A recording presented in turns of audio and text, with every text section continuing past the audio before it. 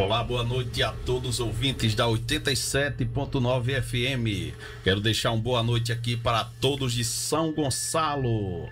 Boa noite aqui o meu companheiro Carlos Amorim. Boa noite a todos. Boa noite, Hortêncio. Boa noite. Boa noite aos convidados, Jailson. Nosso programa de hoje, iremos entrevistar o presidente do Conselho Tutelar da Zona Norte, Jailson Santos. Boa noite, Jailson. Boa noite, Hortêncio. Boa noite, Carlos. É uma satisfação, poder participar do programa e dialogar com a população sobre esse tema tão importante, que é a proteção da criança e do adolescente. Jailson, já começo com a pergunta sem registros. Como é a correlação do Conselho Tutelar e o Estatuto da Criança e do Adolescente, o ECA? Então, o Conselho Tutelar, ele surge justamente a partir do Estatuto da Criança e do Adolescente, na década de 90, Inclusive agora, no dia 13 de julho, o ECA ele vai completar 35 anos e, respectivamente, também um Conselho Tutelar que nasceu junto com essa lei, que é a Lei 8.069, de 1990. Já pensaram até em mudar esse nome, né? Por causa essa abreviatura ECA. Há algumas cogitações, mas o nome se firmou e acho difícil mudar, ECA seria nojo, para dar nojo? O nojo é ECA. Brasileiro é uma figura extinta mesmo, realmente. Aí, outra questão que eu queria que você esclarecesse, as diretrizes assim do Conselho Tutelar, as limitações, atuações, como é o processo, a função do conselheiro tutelar como órgão. Muito importante, Hortência, essa sua pergunta, tendo em vista que existem muitas distorções sobre as atribuições do Conselho Tutelar. Então, assim, eu gosto muito das oportunidades para a gente poder falar sobre o real papel do Conselho Tutelar para que a população realmente saiba como acionar o Conselho Tutelar. Então, assim, a natureza jurídica do Conselho Tutelar, lá no artigo 131, vai dizer que o Conselho Tutelar é um órgão permanente, autônomo e não jurisdicional. Ele é encarregado pela sociedade para zelar pelo cumprimento dos direitos da criança e do adolescente, Então, o papel fundamental do Conselho Tutelar é zelar pelos direitos dela que estão previstos no Estatuto, E a parte do Estatuto que vai falar sobre as atribuições do Conselho Tutelar é o artigo 136, Geralmente o Conselho ele vai atuar quando um direito de uma criança ele é ameaçado ou violado. A gente atua aplicando medida de proteção para que esse direito seja garantido, Existem sanções?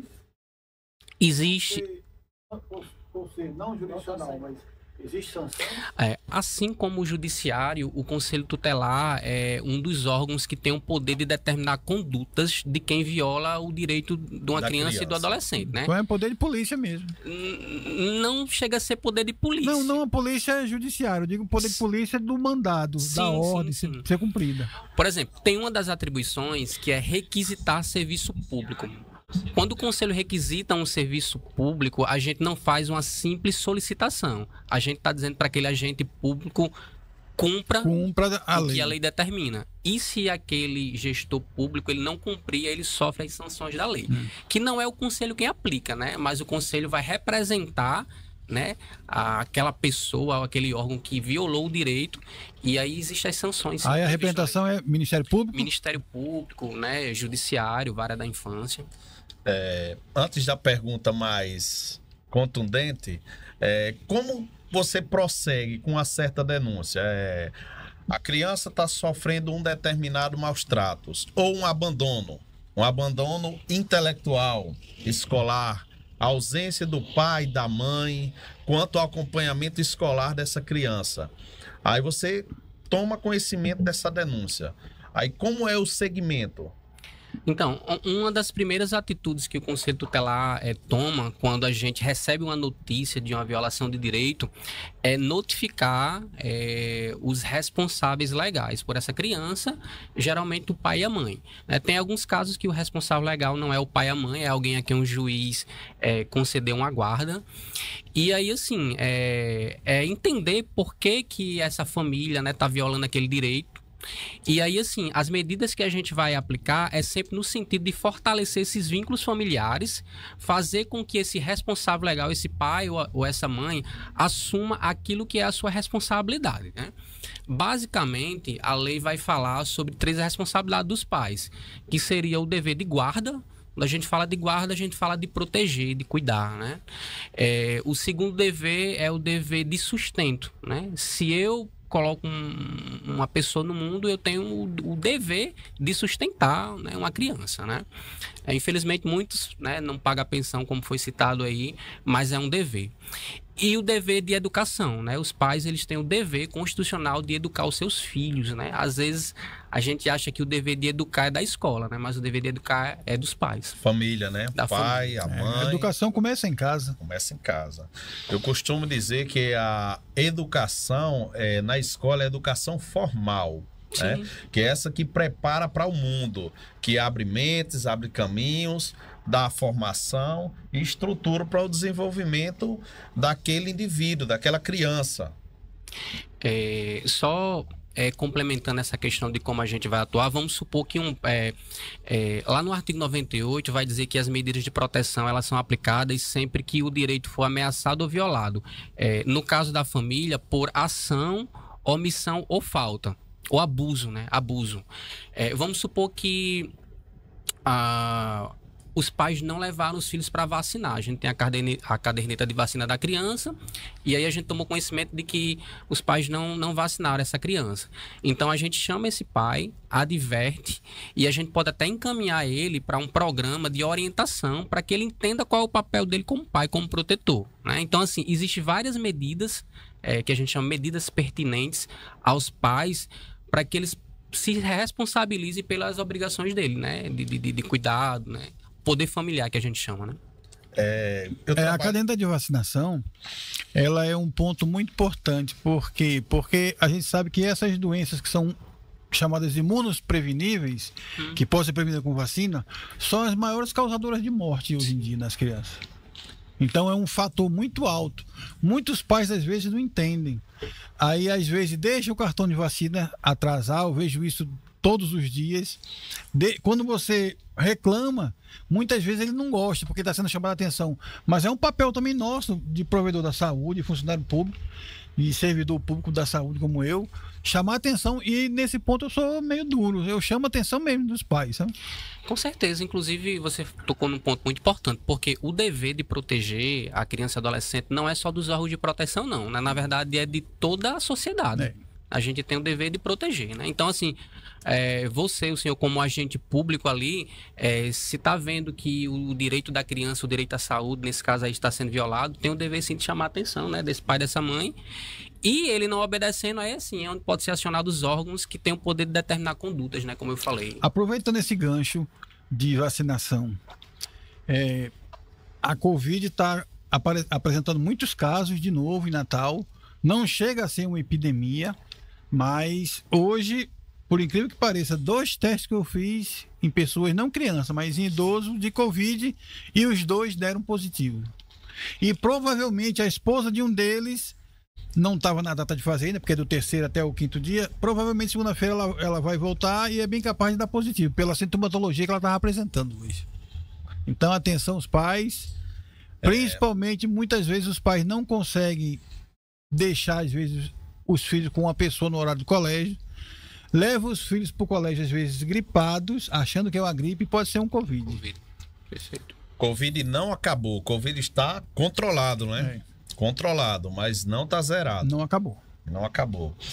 Aqui mandou diretamente para o meu zap, Johnny Câmara, fala do artigo 249 do Estatuto da Criança e do Adolescente, que prevê multa para quem descumprir dolosa ou culposamente os deveres inerentes ao poder familiar, né, a tutela. Ele aqui eu não vou ler completo, mas eu creio que ele quis dizer assim: uma das partes, ou seja, o pai ou a mãe, está descumprindo esse artigo aqui. E qual procedimento, se é identificado, o que é que o Conselho Tutelar pode fazer sobre isso aí? Então, assim, quando um pai ou a mãe ele deixa de cumprir o seu dever, conforme está no estatuto, né, e nas outras leis correlatas, ele é chamado e ele é orientado sobre o seu papel, né? Ele recebe uma advertência. A gente pode também determinar que esse pai ou essa mãe seja submetido a um acompanhamento, né? E em alguns casos, como o caso de abandono intelectual, ele pode ser processado, né? A justiça pode impor uma multa, algum tipo de indenização para o filho que foi prejudicado pelaquela ausência do pai, né? No caso de abandono aí, né? Aí assim, agora vai a pergunta, eu que vou formular agora. Chegou essa denúncia de um descumprimento legal, judicial, da parte de um dos genitores, o pai ou da mãe. Como é que o conselho adentra até chegar esse indivíduo, esse senhor, essa senhora, esse jovem, essa cidadã, né? De repente formulou a denúncia, você tomou ciência, aí você chega, mas de repente essa pessoa pode distorcer, né? Conseguir até distorcer, não estou dizendo que vocês são lubridiados, pode ser lubridiados, mas você de repente não encontra uma prova bem formal, concreta, porque há uma investigação. Dependendo da situação de violação de direito, o Conselho Tutelar pode requisitar uma visita de profissionais da assistência social, psicólogo, para aquela família, né? Então, hoje nós temos à disposição do Conselho Tutelar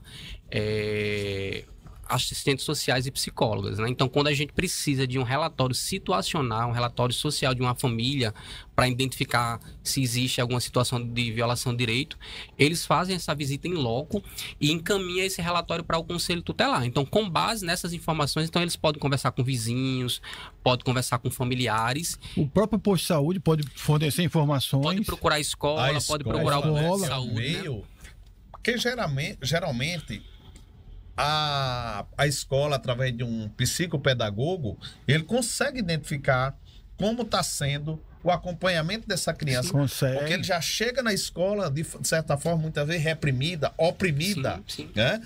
E o professora, ele identifica isso. Muito comum a gente solicitar, requisitar relatório de escolas, de unidades de saúde, para saber se realmente esse pai está cumprindo o seu papel, né, de proteção, de cuidar do seu filho, né? É comum a gente solicitar. Acontece muitos casos de alimentação, problema alimentício, não de pais separados, mas do pai... Não pagar a pensão? Não, eu digo assim, o pai e a mãe em casa, morando junto ainda com os filhos e ter problema de alimentação de criança. Tipo, deixar de prover a alimentação dos filhos. Adequado. Preparar o alimento. Sim, acontece, né? Principalmente assim nas famílias com menos recursos, mas acontece, chega a esses casos. Qual também. o caso mais frequente? Seria abandono? É negligência. Negligência, né? Chega a abandono. Né? Por exemplo, deixar as crianças sós em casa, desassistida de alimentação, de cuidados básicos, né? Os casos de negligência são E tem uma mais... pessoa maior que tome conta. Isso, às vezes os pais saem, deixam a criança de 6, 7 anos em casa, né? Então, assim, isso é considerado abandono de incapaz. Inclusive, não é só uma violação de direito, é considerado um crime, É um né? crime. O pai pode responder ali por crime de abandono, né? Na verdade, não só o pai, mas qualquer pessoa que deixar uma criança que está sob a sua responsabilidade, sozinha, desassistida, ele pode responder por abandono de incapaz. Código Penal, crime de abandono. Eu queria que você falasse também a questão das limitações, que são as limitações. A competência você iniciou, mas pode voltar sobre o tema, as diretrizes até onde te limita como conselheiro, mas as dificuldades da área do conselho. Assim, eu vou falar o que geralmente confunde a atuação do Conselho Tutelar. Às vezes confunde muito a nossa atuação com a do Judiciário. O Conselho Tutelar não determina guarda. Inclusive, a gente é muito procurado. Mas né? ajuda, né? A gente Pode ajudar. orienta e encaminha. Mas a gente não pode dar a guarda de uma criança nem para um pai, nem para uma mãe ou para terceiro, não. A colocação de uma criança numa família substituta sempre é através de procedimento judicial, de processo judicial. né? E pelo que eu me lembro, primeiro se procura uma pessoa da família antes de ter uma medida mais extrema, né? Sim. Né? Procura muito também a gente por questões de pensão alimentícia. O Conselho Tutelar também não atua, né, determinando valor de pensão alimentícia. Isso são prerrogativas do Poder Judiciário, né? Sobre essa questão de família substituta que você falou, é muito comum acontecer também abandono dos pais. Ou então, assim, pais que têm problema com o uso abusivo de droga, então não tem condições de criar aquela criança, né? Negligenciam por causa do uso abusivo. E aí, assim, quando é esgotada todas as possibilidades dessa criança ficar com seus pais ou com a família extensa, que são os tios, os avós, aí se pensa no acolhimento institucional.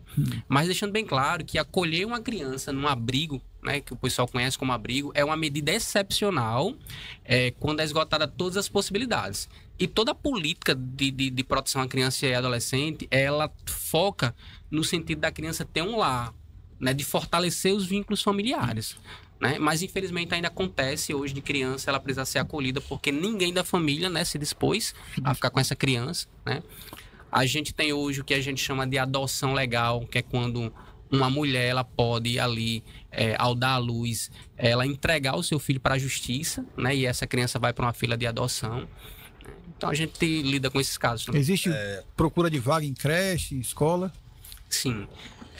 Uma das maiores demandas no início do ano é a procura de pais e mães da matrícula do ano, né? Para matricular seus filhos, né, em creche, principalmente em creche. No ensino fundamental nem tanto, mas creche a demanda é muito alta, né? Com essa nova gestão houve uma pequena mudança que teoricamente solucionaria esse problema de falta de creche, mas acabou criando um outro problema. Como assim? Foi disponibilizado convênio com as escolas particulares, certo? Ou seja, o município subsidiaria ali o pagamento daquela matrícula. Só que teve uma coisa que o município não pensou, que cria um problema para essas famílias. Não é só a matrícula, né? E a merenda daquela criança que na escola pública é oferecida gratuitamente, né?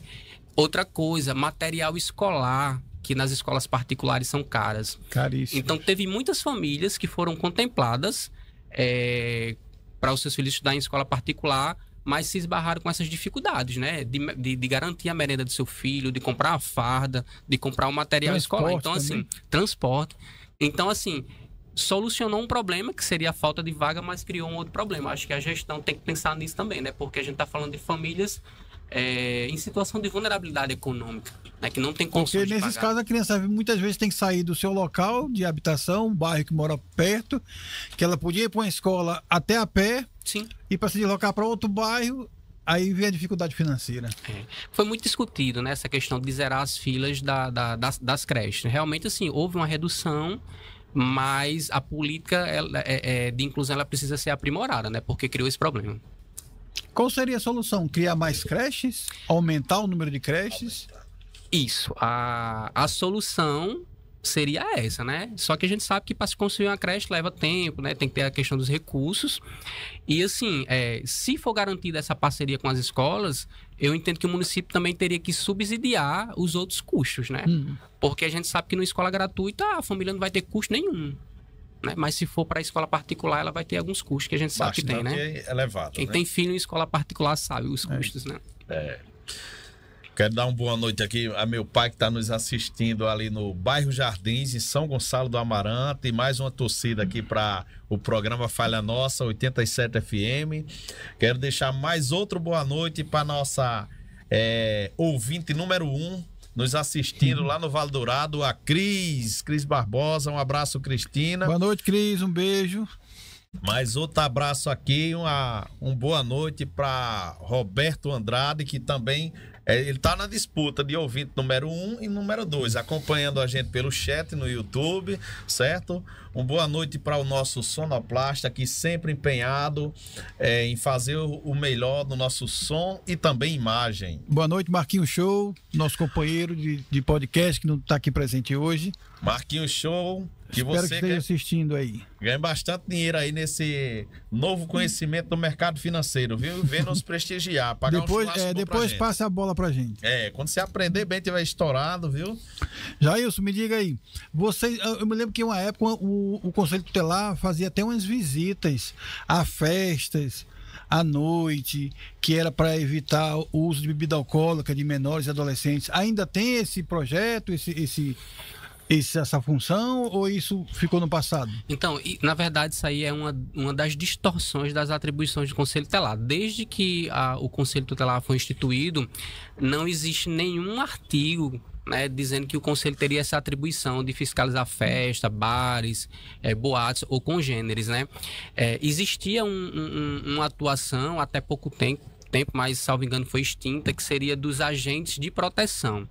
Esses agentes de proteção eram voluntários que ficavam à disposição do Poder Judiciário.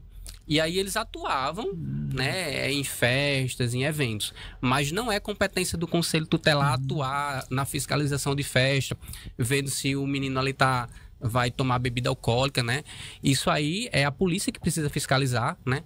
Porque, assim, o adolescente ele ingerir a bebida alcoólica não é o crime, tá certo? O crime é quem oferece a bebida, ou quem vende a bebida para o adolescente, né? Então, isso é que precisa ser combatido, né? Na minha infância, eu lembro que tinha o chamado comissário de menor. Comissário de menor, né? Que eles andavam de forma voluntária naquela época, né? Mas supervisionando, passando em ruas onde tinha certas badernas com crianças. Sim. E eles botavam todo mundo para casa. Se tivesse com o popular bagunça na rua, ele mandava todo mundo ir para casa. Funcionava como autoridade mesmo, tinha autonomia nisso. Eu presenciei no município onde eu morava isso. Sim. Onde eu nasci e morei. Quem vai disciplinar a entrada de crianças em eventos, né, é a Justiça, é o Poder Judiciário, através de portaria. E aí, assim, seja um evento particular ou privado, né, o organizador daquela festa ele tem que criar uma estrutura para poder obedecer à faixa etária de participação. Né? Então, assim, é inadmissível uma criança ela entrar dentro de um evento, de uma festa, desacompanhada. Então, tem que ter toda uma estrutura ali, né, para abordar essa criança, para saber quem é o responsável.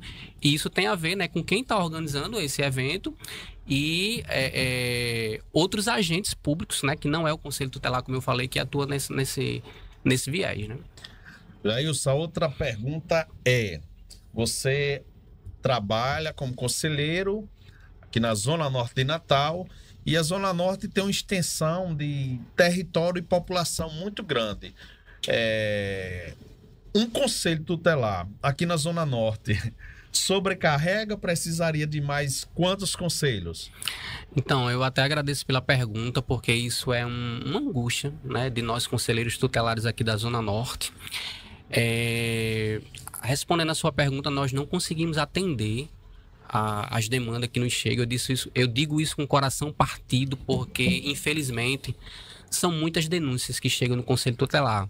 De vários lugares, né? Da própria população que chega lá, da Secretaria de Direitos Humanos, que é o Disque 100, que encaminha todos os dias vários e-mails das pessoas que ligam, né, para lá anonimamente, mas a gente não consegue atender essa demanda. Existe um órgão que delibera sobre a Política Pública Nacional do Direito da Criança e do Adolescente, que é o CONANDA, é o Conselho Nacional dos Direitos da Criança e do Adolescente. Em uma das resoluções, eles recomendam que a cada 100 mil habitantes tenha pelo menos um conselho tutelar, né? A Zona Norte. Hoje a Zona Norte aí está se encaminhando para os 350 mil habitantes. Então, aqui deveria ter 3 conselhos tutelares, né? Então, os conselheiros hoje, né, somos 5 aqui. A gente trabalha com a sobrecarga de atendimento. A gente tem o que a gente chama de demanda reprimida. O que é isso? A gente não consegue atender todos os casos que chegam. Aí vai acumulando, né? Vai acumulando, né? Isso é muito sério, porque assim, tem casos que são graves e a gente não consegue chegar. Tem criança que está hoje com seu direito violado e às vezes é coisa grave, como por exemplo uma violência sexual, maus tratos, e a gente não consegue chegar porque a demanda é muito grande e a competência de criar um segundo conselho aqui da Zona Norte é do município, né, da Prefeitura de Natal. A gente vem discutindo isso né, desde 2010, a criação de um 5º Conselho Tutelar aqui em Natal. Eu ouvi algumas entrevistas, né, dessa nova gestão e existe uma previsão de se criar um 5º Conselho, mas a gente não sabe exatamente quando isso vai acontecer. Não tem previsão ainda. Se falou que era nesse ano, né? Eu não sei 2025. se é possível. 2025. Não sabe né? o mês ainda, né? Que vai ser adentrado. É porque já estamos em julho, né? Já estamos passando da metade do ano. Não existe assim nada de concreto, existem promessas, né? E a gente assim espera muito que isso seja efetivado, porque ao contrário, nesse caso aqui o município estaria sendo um agente violador, porque quando ele não garante as condições necessárias para que o Conselho Tutelar atenda e aplique as medidas de proteção, de certa forma ele está contribuindo com as violações de direito, né? O próprio Estado está violando. O próprio Estado está violando o direito, né? Felizmente. E em caso da parte criminal, quando o menor ou adolescente pratica o ato infracional, vocês têm alguma responsabilidade maior nisso ou fica mais para o Poder Judiciário? Quando uma criança ela comete um ato infracional, que seria algo análogo a um crime, né? Porque quando se trata de criança e adolescente, a gente chama ato infracional. Sendo criança, que seria a pessoa ali de 0 a 12 anos de idade, é encaminhado para o Conselho Tutelar aplicar medida de proteção, que são encaminhamentos para programas de atendimento, visando a questão da proteção.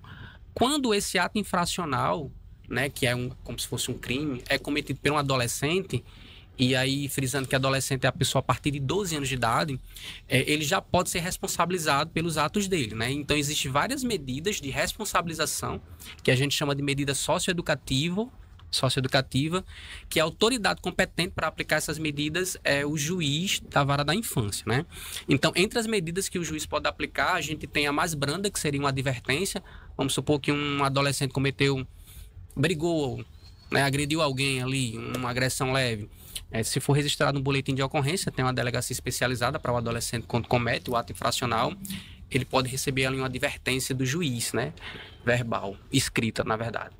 E se esse ato infracional for muito grave, a medida socioeducativa mais dura seria a privação de liberdade. Então, o adolescente ele pode ficar até 3 anos privado de liberdade. Muitas vezes, as pessoas... Não. A partir de 12 anos, ele já se responsabiliza já pelos atos. Agora, um cumprimento de privação. Na verdade, assim, não tem estipulando exatamente. O que vai dizer é a gravidade do ato infracional. Sim, cometido pelo... E as medidas sempre que o juiz vai aplicar é sempre de acordo com a idade também, e se esse adolescente ele é capaz de cumprir essas medidas, porque o estatuto ele sempre vai atuar considerando a condição peculiar da criança e do adolescente de desenvolvimento. Então, assim, o juiz não pode aplicar uma medida que seja incompatível com a idade dele, né? A gente pode pensar, será que dá pra gente, o Estado, privar um adolescente ali que está em processo de formação, privar de liberdade? Então, é uma coisa que precisa ser discutida, né? Eu lembro que a sociedade tem uma visão muito errada, acha que o adolescente não vai preso. Porque não é prisão, sim, como se fala com adulto, né? São medidas socioeducativas. Então tem uma diferença muito grande. Sim. Outra coisa que acontece e muito acho que parece que há pouco tempo atrás, de um certo tempo para cá, parece que melhorou. Mas há uma época que o adolescente encarava às vezes um adulto e dizia assim: você não pode me prender, porque eu sou menor. Sim. Né? Lembra dessa frase? Isso aí. Eu sou menor, você não pode me bater. Menor, você não pode me prender, não pode me prender, não pode me bater. Mas isso é uma visão muito errada da sociedade ainda. É equivocado, exatamente. Existe sim a responsabilização do adolescente, né? Mediante o cometimento de um ato infracional. Não tem essa impunidade como se fala, não, né? Tem uma parte do estatuto que vai falar só sobre as medidas socioeducativas aplicadas ao adolescente em conflito com a lei, né? Então, assim, o adolescente que está pensando em cometer algum ato infracional e acha que ele não vai ser responsabilizado, não é bem assim. Ele pode ser, sim, responsabilizado, inclusive com a privação de liberdade, como eu falei aqui há pouco, né? Eu fiz um trabalho de pesquisa para a faculdade. Aí, sempre que acontece um crime, e esse crime é levado à mídia, que é cometido por um menor de idade, um adolescente, o que acontece? Se vem aquela velha discussão, tem que baixar a idade penal. Isso, o limite da maioridade penal. E muitas vezes o fator da maioridade penal é um fator sociobiológico, não é só a questão do crime. E as pessoas, infelizmente, só vê o crime, mas não vê a condição do menor. A gente tem no Brasil assim, uma cultura muito punitista, né? É. E aí, assim, o estatuto, ele sempre vai, como eu falei, atuar considerando essa condição peculiar do adolescente, né? Que está em desenvolvimento, né? Eu sou da área da psicologia, né? E posso dizer aqui com segurança que, assim, não dá para comparar a mente de um adolescente, né? Com a mente de uma pessoa adulta, né? Então, assim, ele ainda está em formação mental, emocional. Então, assim, será que pode ser aplicado para um adolescente a mesma penalidade, vamos dizer, do que uma pessoa adulta que já está com sua formação ali psicológica, sua formação social? Então, o Estatuto leva em conta isso na aplicação dessas medidas. Muitas pessoas alegam que não é o adolescente de hoje nem o adolescente de 10 anos atrás, de 20 anos atrás. Claro que não é. Porque as mudanças do mundo que aconteceram levaram a criança, às vezes o adolescente, a ter uma formação... Muita informação, um discernimento de certas coisas bem mais rápido do que antigamente. Mas não é por isso que tem que ser levado a ferro e fogo também. Eu lembro em 2007, também na faculdade aí, que um professor disse, uma pergunta, 2007, né? Quem é que tem mais maturidade? Aquele menino que nasceu, conviveu na capital... ou aquele que mora lá no interiorzinho com menos informação? Quem é que tem mais maturidade? Né? Aí todo mundo da capital, fomos aqui, né? Da capital. Mas o que ele definiu? Quem nasce no meio, que hoje está propagado em qualquer sítio, o camarada tem informação na internet, então tá global. Né? A globalização proporcionou isso. Mas na época não. Ou seja, o conceito de menos informação levava a maior maturidade. Daquele pouco que ele sabia, ele tinha maturidade. E o daqui com muita informação, então, muita informação era um pouco de cada coisa. Gerava imaturidade, comparando a mesma idade. Olha, quando os espanhóis vieram colonizar aqui as Américas, eles chamavam os moradores de indígena, né? Porque achavam que era as índias.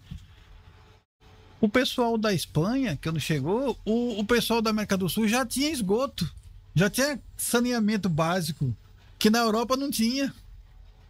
Então, na verdade, eles eram mais evoluídos do que os europeus.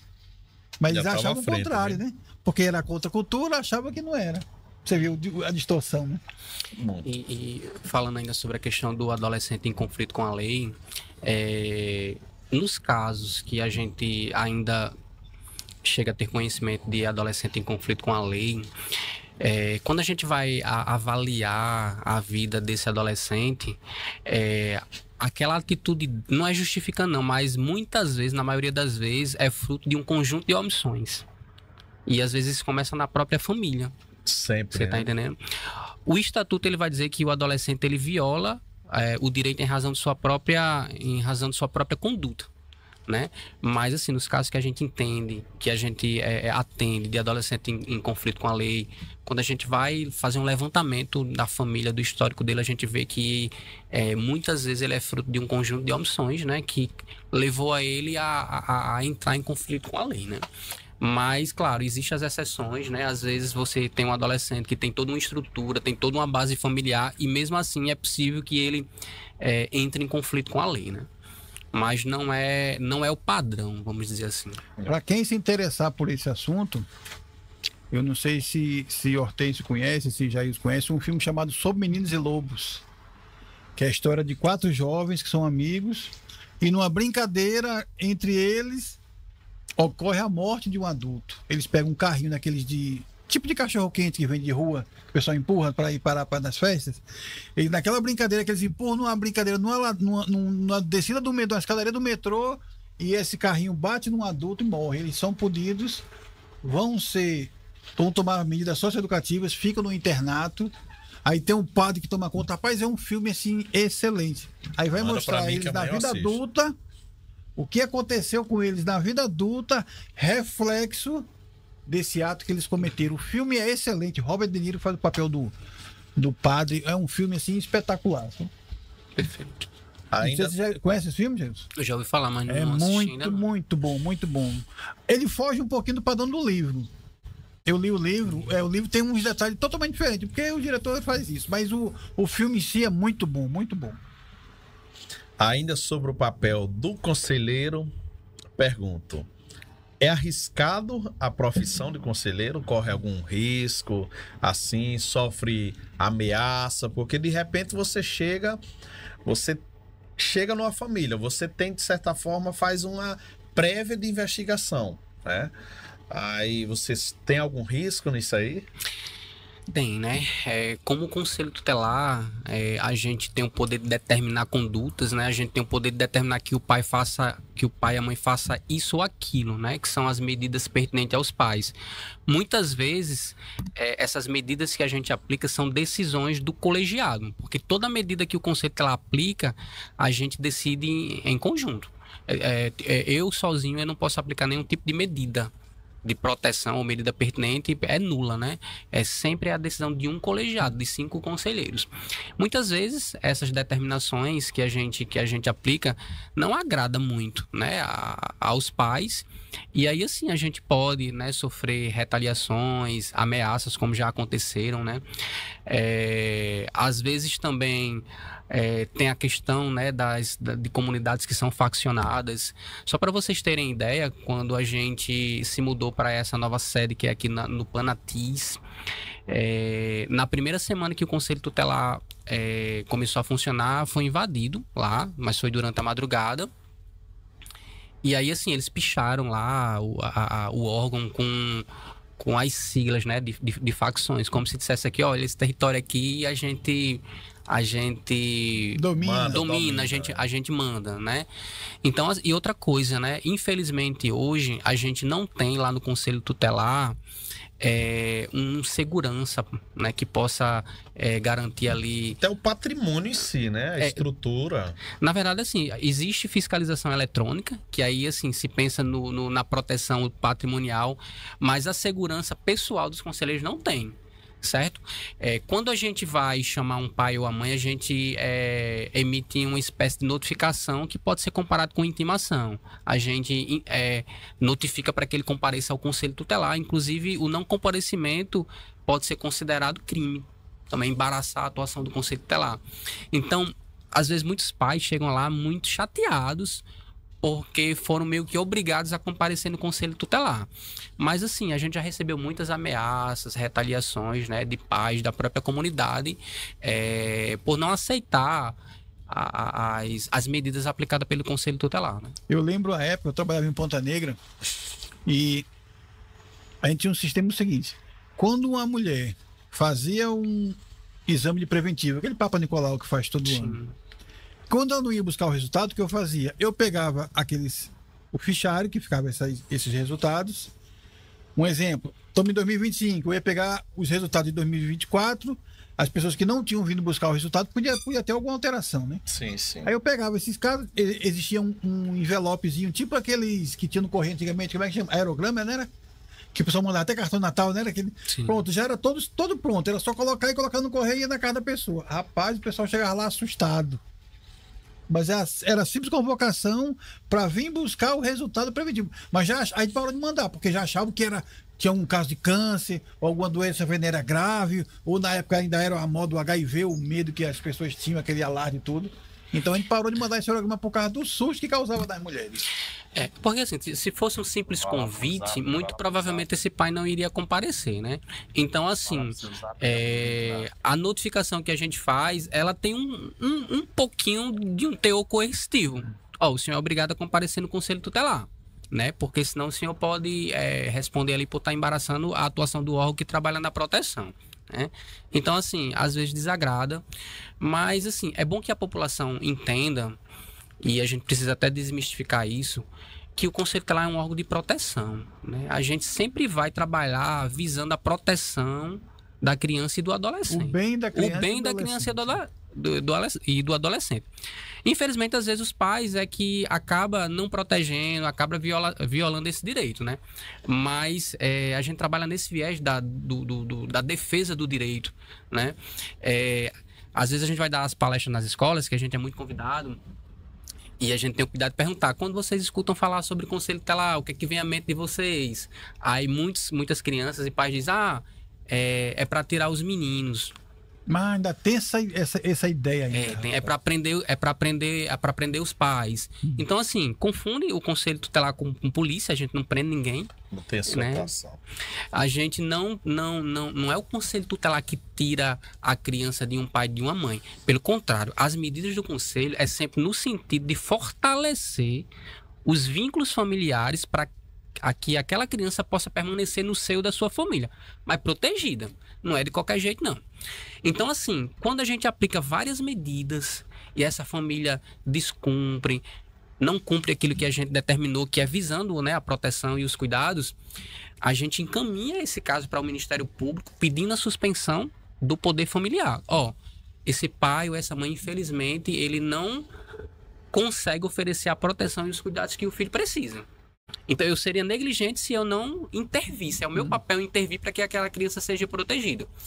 E depois de ser esgotadas essas possibilidades, aí sim, o Ministério Público pode entrar com ação, tirando aquela criança daquele lar onde ela está sendo negligenciada. Eu me lembro que eu tinha visto também uma vez o seguinte, que esse caso de tirar, ele pode ser revertido na hora que os pais comprometerem, né? Sim.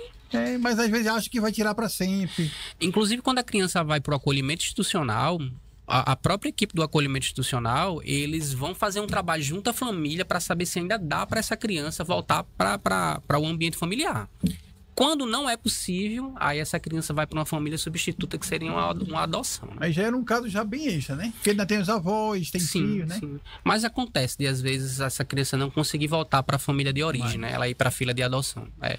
Antes da próxima pergunta, quero mandar um alô aqui para Flávio Pinturas, Oficina do Chegado. Um abraço, Flavinho. Potência nuclear. Jailson, outra pergunta, não sei como é a correlação entre o Conselho Tutelar e se ainda existe o chamado CREAS. Sim.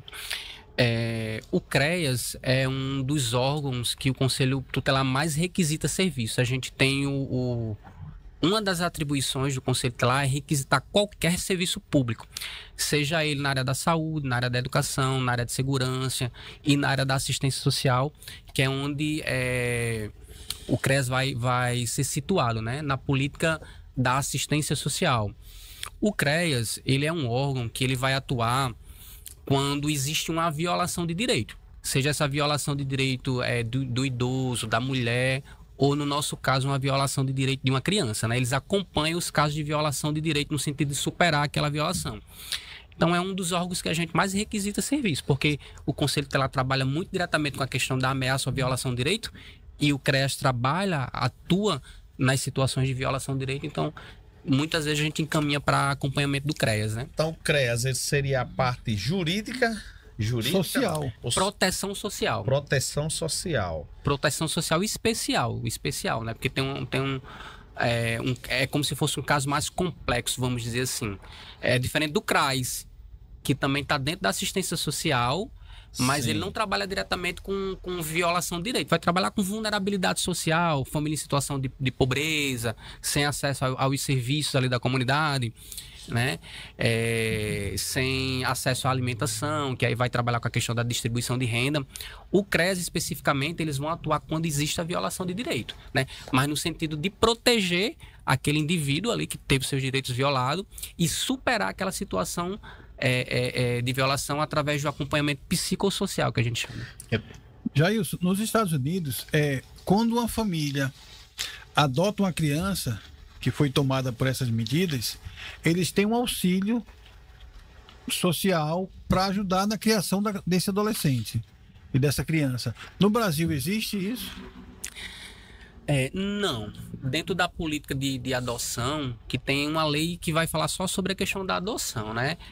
Não existe previsão de benefício, vamos dizer assim, do governo. Porque isso seria um incentivo até às famílias adotar, né? Mas não tem assim um recurso do governo para ajudar essas famílias que adotam, não. Acho que deveria, né? Seria uma forma de incentivo. Eu sei que um benefício que tem quando se adota é um desconto muito grande no IPTU, mas pouquíssima gente sabe disso. Sim. Pouquíssima gente sabe disso. Eu sou estudante de Direito, não terminei ainda a faculdade, mas eu só vim saber disso porque uma dentista que trabalhava no mesmo posto de saúde que eu trabalhava, na mesma unidade, ela adotou uma criança, depois de várias tentativas de engravidar, ela foi adotar uma criança e ela me contou que ela tinha um desconto no IPTU por causa da adoção. Mas isso não é divulgado, pai, quase ninguém sabe. É possível que exista algum benefício, né? Mas um recurso assim específico eu nunca ouvi falar. Pode ser que eu esteja enganado, né? Não, o único caso também que eu soube foi esse, eu me lembrei agora, desse do desconto do IPTU. Falou agora há pouco nos Estados Unidos, hoje 4 de julho, dia da independência dos Estados Unidos da América, né? Hoje também é dia do operador de telemarketing, um abraço a todos os operadores.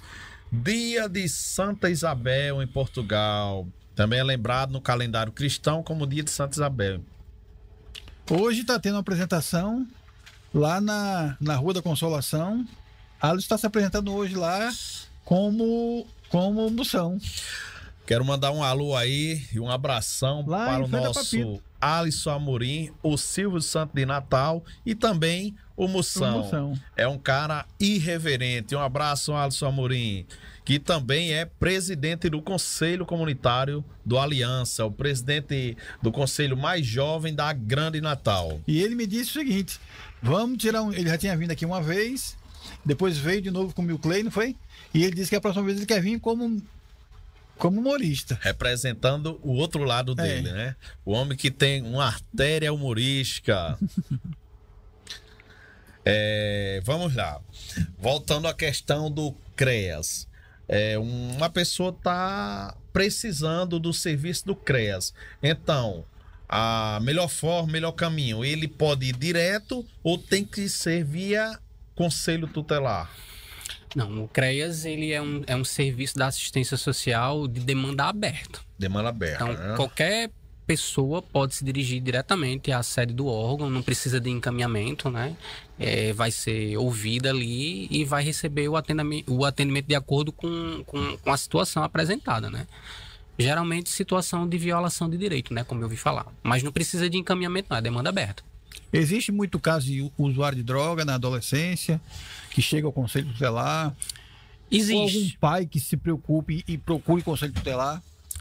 Existe assim, situação de adolescente, né, com uso problemático de droga. Quando esses casos chegam ao Conselho Tutelar, a gente pode encaminhar para programa de atendimento, como por exemplo o CAPS infantil, que é um órgão que atua no âmbito da saúde e vai trabalhar a questão de transtornos mentais, dentre eles, né, o transtorno do abuso de álcool e outras drogas, né? Aqui na Zona Norte tem o CAPS infantil? Não, a gente só tem um CAPS infantil aqui em Natal, que está localizado na Zona Oeste, ali na Morgoveia, antes da rodoviária ali. Antes das próximas perguntas, eu quero agradecer a todos os espectadores, ouvintes da 87 FM e também todos que continuem se inscrevendo nas nossas redes sociais, da Zona Norte FM, através do YouTube, Instagram e também do programa Falha Nossa, que nós temos a rede social própria do programa. Temos o YouTube, o Instagram e também o Kawai. Continue nos acompanhando e também se inscrevendo, dando aquela força ao nosso programa. Jailson, você quer deixar algum telefone de contato? Sim, a gente já está atendendo pelo telefone institucional, 3232-7789. 7789. A gente tem um e-mail também que a gente recebe muitas denúncias pelo e-mail. Se quiser anotar também, é ctnortedenatal, tudo junto, ctnortedenatal@gmail.com. Para a população que não queira ir diretamente no Conselho Tutelar informar uma situação de violação de direito, tirar uma dúvida, ou se quiser encaminhar uma denúncia, a gente tem o canal do Disque 100, certo? Que é um canal da Secretaria de Direitos Humanos, que funciona a nível nacional. Então você liga para lá, vai ser direcionado para a área da infância, você formaliza ali a sua denúncia, passa as informações e essa secretaria ela tem a incumbência de encaminhar para o Conselho Tutelar da região ali, onde está acontecendo essa violação de direito. Então a gente recebe todos os dias, pelo nosso e-mail, denúncias através do Disque 100. Né? Você pode ligar gratuitamente ali da sua casa, é um serviço que funciona 24 horas por dia. Caramba, interessante demais. Antes da próxima, eu quero também aqui agradecer e dar um abraço, um alô para Gelma Dantas, que é o nosso maior representante aqui, o diretor da 87 FM, e também o Carlos Henrique, com a programação de segunda a sexta, à tarde brega, das 13 às 15 horas. Um abração aí, Carlos Henrique, e parabéns pelo seu programa. Jailson Santos, eu quero agora entrar na parte mais pessoal. Falamos agora muito sobre a questão da conduta, as limitações, diretrizes, limites em geral do Conselho Tutelar. Mas hoje, você se sente esgotado, pensa em desistir? Como surgiu essa ideia de querer ser conselheiro, disputar eleição, que parece até uma eleição para vereador, é muito disputado, pelo que você falou no início, lá nos bastidores, não é fácil ser um conselheiro. O meu ponto de vista, eu sei que não vou determinar quem você atua, mas é bastante sobrecarregado. Sim, para mim, atuar nessa área da infância é uma paixão, é um propósito, né? Desde a minha adolescência, eu me identifico com esse público infanto-juvenil, sempre trabalhei, né? E foi isso que me motivou a querer entrar no Conselho Tutelar, isso em 2010, onde eu participei do processo de escolha, que é um processo bem criterioso, né? Você precisa comprovar a idoneidade, você precisa comprovar que atua na área da infância e da adolescência. Nós somos submetidos a uma prova de conhecimento específico, né? E depois de todo esse processo burocrático, você ainda precisa ser escolhido pela comunidade para exercer essa função, né? Então, é a população que delega as funções do Conselho Tutelar. Os 5 mais votados pela população serão os conselheiros que vão exercer um mandato durante 4 anos, né? Esse mandato ele pode ser renovado quantas vezes o conselheiro quiser, mas ele precisa passar pelo mesmo processo a cada 4 anos, né? De entregar a documentação, fazer a prova e ser submetido ao voto da população, né? Eu considero militante na área, né? Do direito da criança e do adolescente. É uma área que eu me identifico muito, é uma bandeira que eu levanto, né? Esse trabalho de direitos humanos de criança e adolescente. Eu passei um mandato fora do Conselho Tutelar, né, que foi entre 2020 e 2024, e eu dizia o seguinte: eu saí do Conselho Tutelar, mas o Conselho Tutelar não saiu de dentro de mim. Então, assim, eu fiz meio que uma loucura. Eu estava trabalhando, estava atuando na minha área, que eu sou psicólogo formado, né, há 8 anos, e aí eu larguei o meu emprego, ganhando mais, e resolvi voltar para o Conselho Tutelar, que é um trabalho árduo, é um trabalho muito difícil. A gente lida diretamente assim com dor humana, né? Com sofrimento humano. Mas assim, saber que eu posso fazer a diferença na vida de uma criança e adolescente no sentido de proteger, isso é que me motiva, né? A sair todo dia de casa. É cansativo, tem dia que a gente chega em casa muito esgotado, até porque a demanda aqui da Zona Norte é muito grande, mas por outro lado também é muito gratificante, é muito satisfatório. Mexe muito com o emocional, né? Eu digo assim, às vezes o Conselho Tutelar salva vidas, porque teve situações que se o Conselho Tutelar não tivesse intervido, aquela criança ela poderia ter morrido, né? Então, assim, me vem à mente aqui vários casos em que o nosso colegiado atuou e a gente conseguiu livrar uma criança, né, de um possível óbito, né? Então, assim, eu me realizo muito. Muitas vezes as pessoas da própria família que causam sofrimento ao adolescente. Sim, é muito comum a violência familiar, né? É muito comum a violência familiar. Então, assim, é uma função pública que eu me identifico muito e me realizo, né? Atuando como conselheiro tutelar. Qual o horário de funcionamento e os dias do conselho? O Conselho Tutelar, ele funciona de forma ininterrupta, certo? É 24 horas. Porém, presencial é de 8 às 18 horas, de segunda a sexta. E a gente fica sobre aviso a partir das 18 horas e nos finais de semana, né? Caramba, a gente responsabilidade e tanta. Infelizmente, a gente está sem um telefone móvel, um celular, há mais de 1 ano. que seria o telefone onde a população iria nos acionar durante a noite e nos finais de semana. Porque aquele número que eu falei, ele é um telefone fixo. Então, ele só funciona enquanto tem pessoas lá no Conselho Tutelar. Mas a partir das 18 horas, quem quiser acionar o Conselho Tutelar, infelizmente, não vai conseguir, porque o município não disponibilizou um telefone para que a população pudesse nos acionar. Isso já vai fazer quase 2 anos, né? A gente já comunicou ao Ministério Público, mas infelizmente ainda não foi resolvido. A OAB tem alguma participação junto com vocês? Não. Tipo assim, uma consultoria? Não, a gente sempre trabalha em parceria com todos os órgãos, né? Porque é uma rede de atendimento, é uma rede de proteção, mas a gente não tem um trabalho diretamente com a OAB, não, né? A gente está mais assim próximo da Vara da Infância, do Ministério Público, né? Das delegacias especializadas, do CREAS, né? Como a gente falou aqui, da assistência social, mas a OAB nem tanto. Mas já fizemos alguns trabalhos em conjunto, sim. Que seria interessante, principalmente da parte jurídica, né? Para dar Defensoria consultoria. Pública também, a gente encaminha bastante. A Defensoria cresceu muito nesses últimos anos, com sede própria, com tudo isso. Mais alguma pergunta, Carlos Amorim? Não, só agradecer. Eu quero fazer a última. Então vá que A depois eu outra agradeço. pergunta.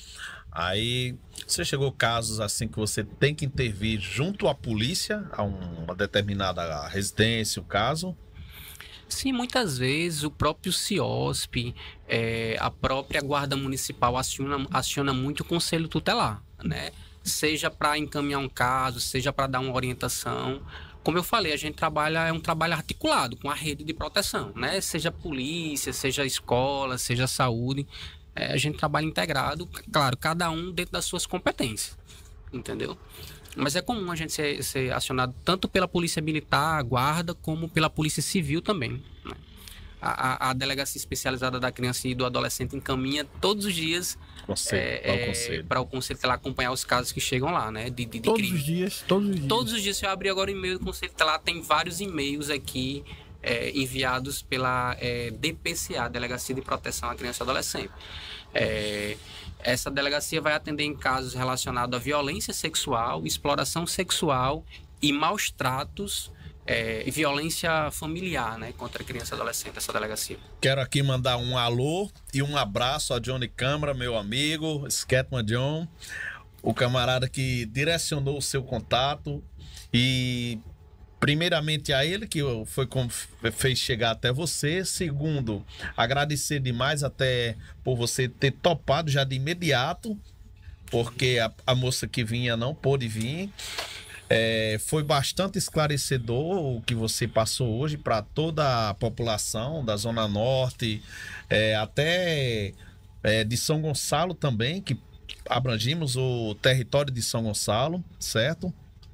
E que venha mais vezes. O nosso tempo do nosso programa Falha Nossa, olha a falha, tá chegando ao fim. Então, essa parte de Conselho Tutelar eu não tinha tanta informação. Hoje saí, não com todas as dúvidas tirado, mas a maior parte foi tirada. As diretrizes, limitações do conselheiro. E a junção com o CREAS também, né? A junção do Conselho com o CREAS. Então, quero agradecer, dar boa noite a todos os espectadores, quem participou do chat, boa noite a toda a equipe da Zona Norte FM e principalmente o que faz nos estimular a estar aqui hoje, que é os ouvintes em geral. Obrigado, Jailson. As suas informações foram determinantes, maravilhosas. E eu tenho certeza que aquela pessoa que assistiu, que tiver necessidade, pode entrar em contato. Eu tenho aqui anotado os telefones. Qualquer coisa a gente repassa o telefone do Conselho Tutelar. E muito, muito parabéns pelo seu trabalho e toda a sua equipe. Eu que agradeço, né? E pelo espaço. E assim, reforço para a população, né, tiver conhecimento de alguma criança que esteja, né, sendo maltratada, com seus direitos violados, procure, né, o Conselho Tutelar. A gente está localizado ali por trás da área de lazer do Panatis, certo? Então procure, não deixe de assumir o seu papel de proteção, que é um dever de todos, né? A sede é bem central, mas o que mais chamou a atenção na parte final foi você dizer que é disponível 24 horas, todos os dias da semana, fica sobre alerta. E sobre aviso. Qual o local? É atrás do... Por trás da área de lazer, né? do Panatis, né? É uma área Nome bem da rua? conhecida, né? Rua Ilhéus 2474. Rua Ilhéus 2474. Santa... Conjunto Panatis. Panatis. Ilhéus 2474. 2474. Pronto, tá aqui anotado, se alguém precisar. E é bom que eu já deixo guardado a minha agenda também, em caso necessite da unidade de saúde, já sei onde procurar. É multiplicador.